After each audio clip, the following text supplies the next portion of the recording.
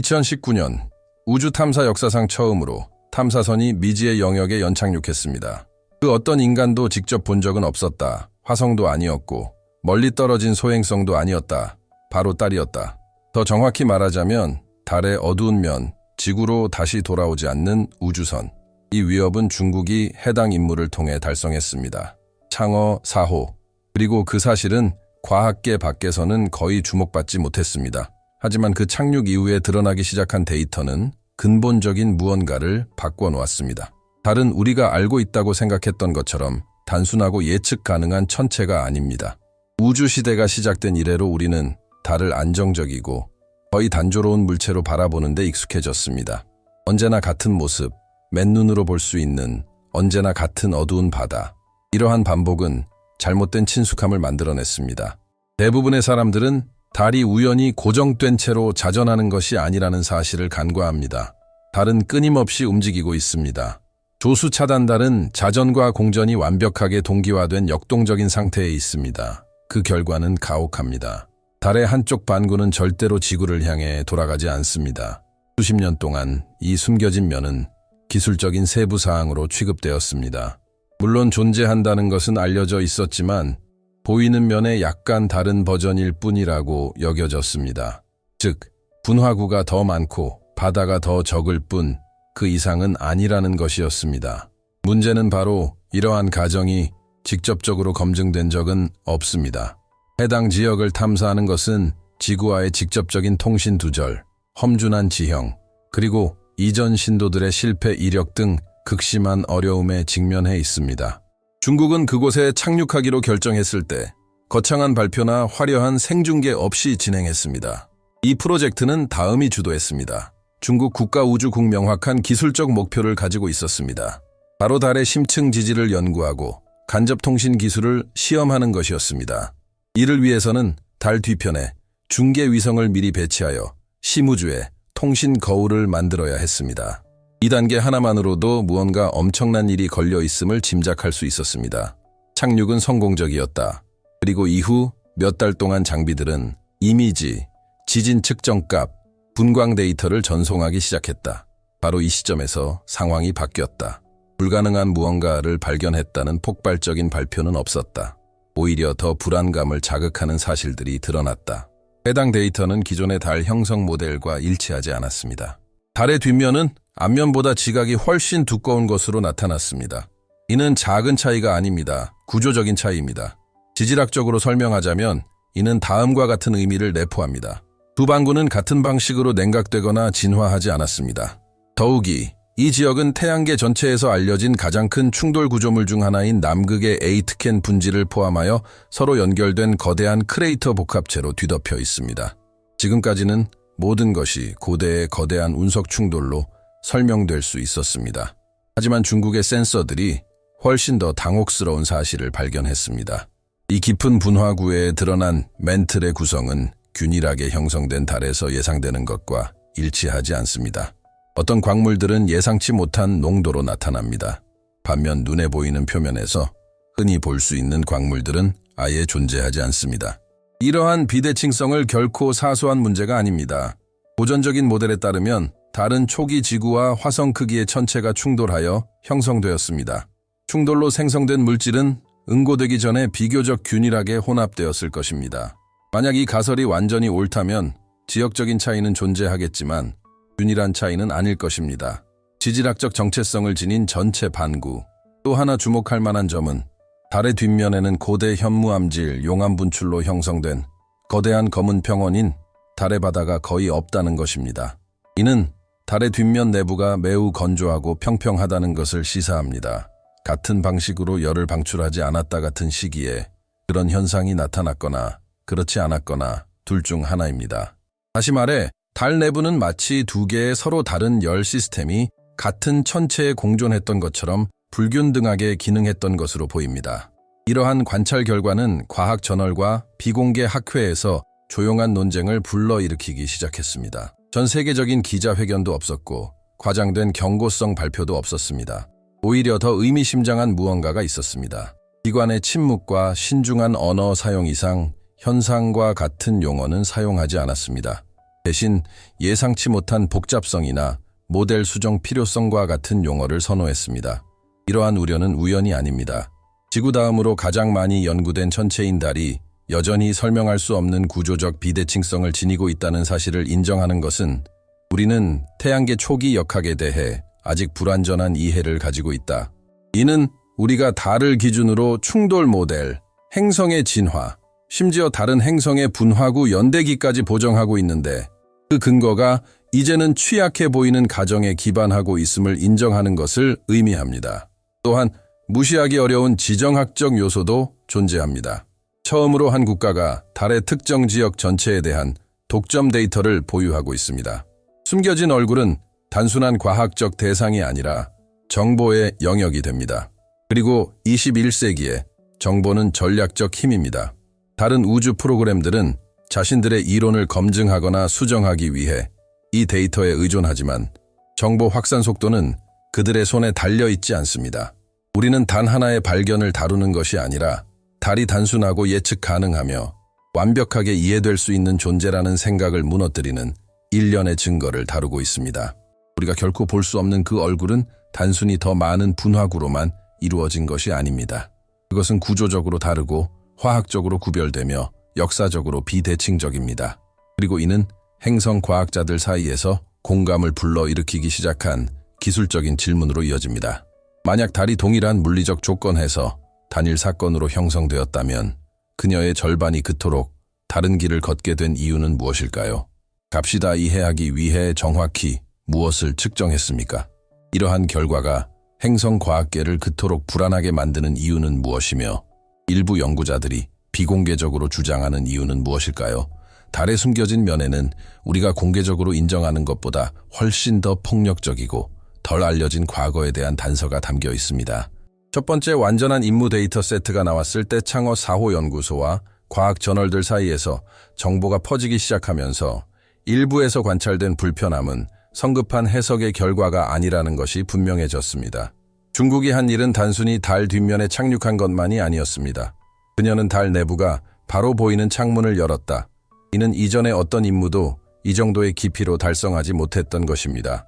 중심점은 여기에 있습니다. 폴로 수레이트켄의 바시아 약 2,500km에 달하는 거대한 구조물인 이 분지는 깊이가 최대 8km에 이릅니다. 이 분지는 크기만 큰 것이 아니라 달 멘틀의 여러 층을 드러낼 만큼 깊습니다. 이론적으로는 이를 통해 달 내부 구성 성분이 균질한지 직접 확인할 수 있습니다. 하지만 바로 그 지점에서 문제가 발생했습니다. 분광계 기기가 식별했습니다. 예상치 못한 광물 특징여기에는 고전 모델에 따르면 이러한 물질이 이런 식으로 노출되어서는 안 되는 지역에 암남석과 휘석이 고농도로 존재하는 것도 포함됩니다. 동시에 열 센서는 해당 지역에 열 흐름이 다음과 같다는 것을 보여주었습니다.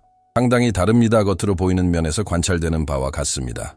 미미한 차이가 아니라 일관된 패턴입니다. 달의 내부는 역사 전체에 걸쳐 하나의 시스템처럼 작용하지 않았습니다. 달의 앞면에는 광활한 현무암질 용암류가 흘러 유명한 달의 바다를 형성했지만 뒷면은 단단한 고체 상태로 남아있었고 지각은 더 두껍고 균열이 적었습니다. 이는 달이 형성된 후 내부 열이 고르게 분포되지 않았음을 시사합니다.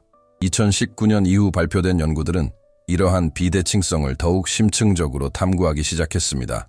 가장 널리 받아들여지는 가설 중 하나는 다음과 같습니다. 대규모 2차 충격기는 달의 초기 형성 이후에 발생했으며 이로 인해 한쪽 방구만 급격한 변화를 겪었을 것으로 추정됩니다. 또 다른 연구 방향은 아직 매우 뜨거웠던 초기 지구의 중력 영향으로 인해 지구를 향한 면은 불균등하게 가열되고 반대쪽 면은 더 빠르게 냉각되었을 가능성을 제시합니다. 문제는 이러한 설명들 중 어느 것도 모든 것을 해결하지 못한다는 점입니다. 컴퓨터 모델에 따르면 아무리 거대한 충돌이 있더라도 수십억 년 동안 그토록 지속적인 온도 차이를 유지하기는 어려울 것입니다. 그리고 데이터가 시사하는 바도 바로 그것입니다. 달의 비대칭성을 먼 과거의 사소한 특징이 아니라 구조적이고 영구적인 현상입니다. 우리가 지구를 바라보는 방식을 완전히 바꿔놓는 관점이 여기 있습니다. 달은 다음과 같은 용도로 사용됩니다. 과학적 참고자료인은 분화구 연대를 보정하고 충돌 모델을 검증하며 암석체의 열적 진화를 이해하는 데 도움이 됩니다. 만약 달이 단순한 시스템이 아니라면 화성, 수성, 심지어 암석형 외계 행성에 적용되는 많은 모델들이 불완전할 수 있다. 이는 단순히 멀리 떨어진 학문적 논쟁이 아닙니다. 이는 충돌 위험, 지질학적 안정성, 심지어 지구 초기 역사에 대한 우리의 이해 방식에 영향을 미칩니다. 달은 초기 태양계의 화석 기록과 같은 역할을 합니다. 만약 그 기록이 비대칭적이고 잘못 해석된다면 우리가 우주의 과거에 대해 이해하고 있는 내용 또한 왜곡되었을 가능성이 있습니다. 전문가들 사이에서만 논의되는 또 다른 측면이 있는데 바로 달의 뒷면이 지구 근처 태양계에서 전자기 간섭이 가장 적은 곳이라는 점입니다. 따라서 미래의 전파 망원경과 전파 천문학 실험의 이상적인 장소로 여겨집니다. 이 지역을 장악한다는 것은 곧 지구를 장악하는 것을 의미합니다. 초기 우주 관측의 다음 큰 도약, 여기까지 읽으셨다면 채널 구독과 좋아요를 눌러주시면 좋을 거예요. 왜냐하면 우리가 이야기하는 것은 단순한 달의 신기한 현상이 아니라 행성 과학의 근간을 뒤흔드는 조용한 변화이며 이 변화는 아직 끝나지 않았기 때문입니다. 하지만 공식 간행물에서는 거의 언급되지 않는 특정 데이터가 연구자들을 더욱 불안하게 만들고 있습니다. 상세한 중력 분석 결과는 다음과 같습니다. 지각 아래 숨겨진 면의 밀도 변화이는 천이 서서히 떨어지는 과정에서 예상되는 패턴을 따르지 않는다는 것을 의미합니다. 간단히 말해 달 내부의 질량이 비대칭적으로 재분배된 사건이 있었다. 그리고 이는 기존 모델에서는 명확하게 나타나지 않습니다. 이러한 변화는 달의 궤도에도 매우 장기간에 걸쳐 영향을 미치는데 이는 고정밀 시뮬레이션에서만 확인할 수 있는 현상입니다. 내일 밤하늘을 바꿀 정도의 변화는 아니지만 심각한 질문을 제기하기에는 충분합니다. 달은 우리가 아직 이해하지 못하는 내부적인 과정을 겪었을지도 모릅니다.